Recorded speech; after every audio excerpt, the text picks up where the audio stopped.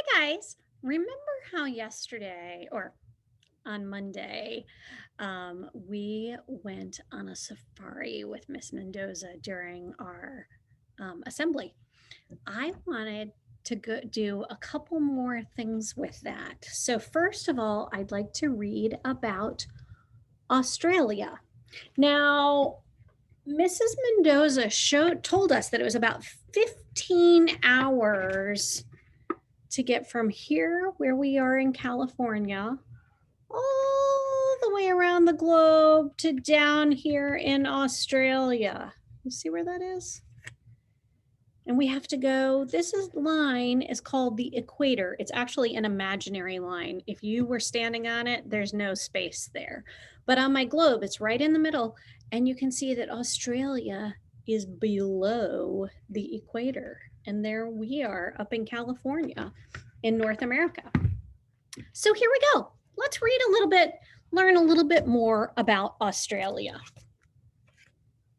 Australia by Alan Fowler, read with permission of Children's Press. The biggest pieces of land on Earth are called continents. There are 7 continents. So when we look at our globe, the parts that are blue are water. And then the big land masses are these continents they're talking about. Australia is the smallest continent. See it down here on the flat map? Most continents are divided into many countries, but Australia is just one. Australia is surrounded by water. We already found it on the globe, and we found the equator. The equator is that imaginary line around the center of the globe.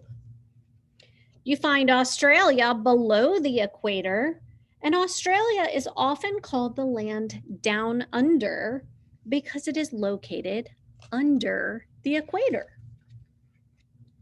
The island of Tasmania is part of Australia.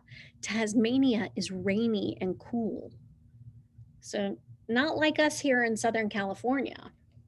There are mountains and waterfalls there. Sydney and Melbourne are Australia's biggest cities. They are on the coast or the edge of the continent. So that's like us. We're on the coast here in Los Angeles. There are many white sand beaches in Australia. People come from all over the world to visit these beaches to swim and lie in the sun. The central part of Australia is called the outback. The outback is dry and flat. Large deserts are found there. Ooh, so that's a little more like us, right? In the outback, there are also ranches called sheep stations. Ranchers raise sheep for wool. Now, when Miss Mendoza was talking, she said there was something in there about how many sheep there were in Australia for every person. Do you guys remember? I think it was 3. 3 sheep in Australia for every person in Australia. Isn't that funny? Australia produces more wool than any other country. Well, then it makes sense they have 3 sheep for every person. Many people visit the outback to see Uluru. Can you say Uluru? Uluru. Uluru. Uluru is a huge reddish rock. It is 1.5 miles long. 1.5 miles long. So at the pace that I run, which is a little bit slow, it would take me 20 minutes to run, not to walk, but to run from here to here. Wow. It is more than 1,000 feet high. It's quite a rock. In the ocean off the coast of Australia is the Great Barrier Reef. Anybody seen Finding Nemo? They talk about the Great Barrier Reef. The reef is made of coral, and coral is the skeletons of millions of tiny sea animals. The Great Barrier Reef is filled with strange shapes and bright colors. Beautiful fish swim in and out of it. Many interesting animals live in Australia. Kangaroos carry their babies in pouches. The platypus has webbed feet and a bill like a duck, but its body is covered with fur. The duck-billed platypus. Can you believe that Australia is the smallest continent? There's so much to see and do there. You guys would enjoy a little bit more about Australia. Now, one of the other animals we learned about yesterday was the camel. Let's see. Camels by Joanne Early Mackin. Read with permission of Weekly Reader. I like to go to the zoo. I see camels at the zoo. Camels come from the desert where it is dry. They can go for days with no water. We can't do that, can we? Camels have humps on their backs. Each hump is a lump of fat. Some camels have one hump, and some camels have two humps. They're different kinds. Camels can live on the fat in their humps. Well, that's kind of cool. Camels can walk for days. When a camel walks, its head bobs up and down. Its body sways from side to side. Camels eat as they walk. They eat plants, twigs, and even sharp thorns. Can you imagine eating sharp thorns? In the zoo, camels eat hay. I like to see camels at the zoo. Do you?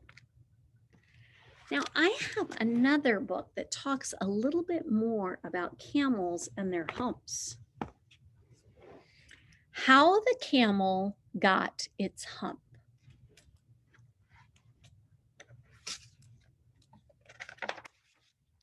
By Christopher Jones. Read with permission of Picture Window Books. In the hot desert, under the hot sun, horse, dog, and ox slaved away. While they worked, Camel strutted around lazily. All he ever said was, "Hump."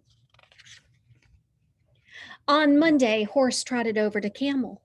"Camel, come run with us," said Horse. "Hump," said Camel. On Tuesday, Dog ran over to Camel. "Camel, come fetch with us," he barked Dog. But Camel just humped. On Wednesday, Ox stamped over to Camel. "Camel, come plow with us," moaned Ox. "Hump," said Camel. It's not really very polite. On Thursday, Horse, Dog, and Ox told their owner about Camel. "I'm sorry, but there's nothing I can do. You three will have to work harder to make up for Camel," said the owner. I don't think they like that. What do you think? On Friday, Horse, Dog, and Ox met with the Magic Desert Watcher. Camel strolled by laughing. "Hump," he said with a smile. "Magic Desert Watcher, Camel won't work. All he does is say, 'Hump.' We do everything. It's not fair," they cried. "It's not fair," he said. "I will take care of it." On Saturday, the Magic Desert Watcher found Camel. "Camel, I hear you won't do any work." "Hump," said Camel. "I figured you would say that. I wouldn't say it again if I were you. You never know what could happen." said the Magic Desert Watcher. What do you think Camel says? Hump, said Camel. That does it, yelled the Magic Desert Watcher. He twirled, yelled, and placed a spell on Camel. A large hump started to grow on Camel's back. What's going on? Asked Camel. You have brought that hump upon yourself by not working, said the Magic Desert Watcher. Now you are going to work. How can I work with this giant hump? Said Camel. Your hump will help you work. It stores food and water. You can work without stopping, explained the Magic Desert Watcher. On Sunday, Camel joined horse, dog, and ox in the desert to work. None of the animals said a word about Camel's hump. Although Camel still doesn't behave, he now does his share of the work. And that's how the camel got its hump. Now, do you guys think that's really how the camel got its hump? Sometimes we have some stories like this that have been passed down from generation to generation. They can be called folklore or legends. And it's ways people came up with, funny stories or entertaining stories people came up with to explain the things they saw around them. Stories like that are often found in our library in section 398.2. That's where we have folk tales, legends, fairy tales, any of those stories that have been around for many, many years, passed down from generation to generation, will be found there in 398.2. I hope you guys enjoyed the little story of how the camel got its hump, as well as our nonfiction or true story with real facts about camels, and our nonfiction story about Australia, all talking about things we saw in Monday's assembly. See you soon. Bye.